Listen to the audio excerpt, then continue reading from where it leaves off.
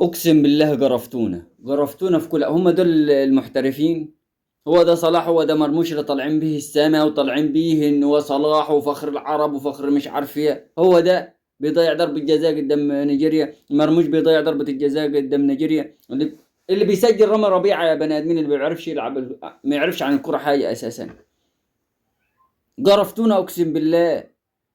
حسام يغور وكلكم تغوروا، الرياضة فاسدة يخرب بيت كده. والله العظيم الرياضة فاسدة، الرياضة فاسدة بكل تفاصيل حياتها كده فاسدة. فساد في فساد في فساد في فساد.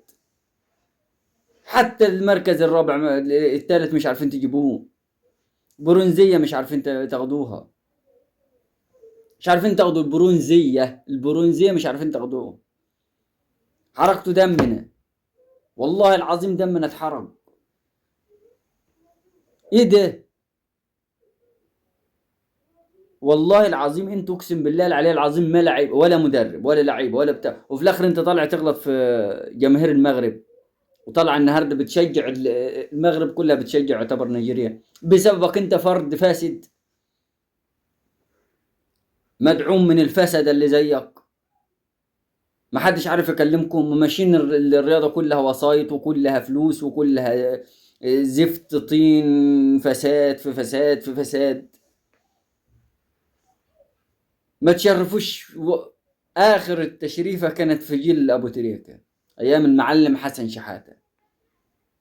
واللي رافع راية مصر حاليا دلوقتي في بره وجوه في كل حتة النادي الأهلي. انما انتوا اساسا فسده، والله العظيم من اول وزير الرياضه لحد اخر واحد، وهفضل اقولها حتى لو الدنيا كلها تعمل فسده. رشاوي وحاجات من تحت الترابيزه ولعيبه يعني كتله فساد لو انفتح كده العالم كله هيتعدي منها. فيروس اسمه فيروس الفساد موجود في مصر. الكوره، الرياضة فساد موجود في مصر. والتاني مرة أناشد السيد الرئيس عبد الفتاح السيسي إن هو يتعمق فيها في الرياضة ويطلع خبايا الفساد اللي فيها. الأشكال دي الواحد من ساعة ما اتولد لحد الآن هو شاف الأشكال اللي تعرض ب60 بلد دي.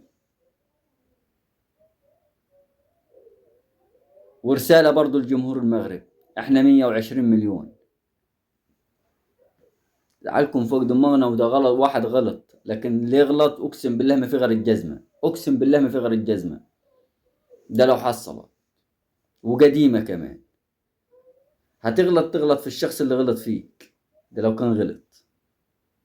انما تغلط في مصر وتحط على مصر، معلش.